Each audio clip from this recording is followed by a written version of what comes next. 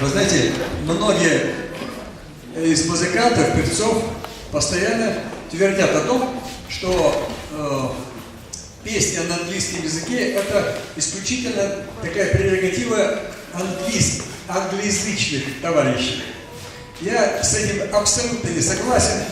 Я думаю, что это просто вот что у них звучит так здорово, часто мы слышим.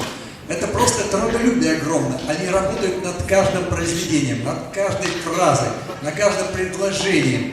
И я уверен, что можно хорошо создавать свои композиции, просто трудясь. Это труд.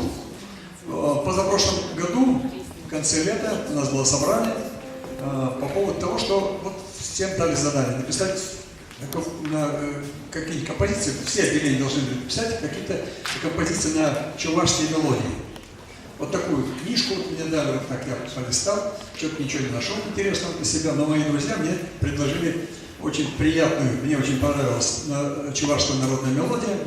И я посидел месячишко и написал композицию. Называется она «Шур-щеб кеме. Белое платье». Не знаю, как вам, мне нравится. Послушайте, пожалуйста. Вокальный ансамбль под управлением их преподавателя Татьяны Вениаминовны Шубской.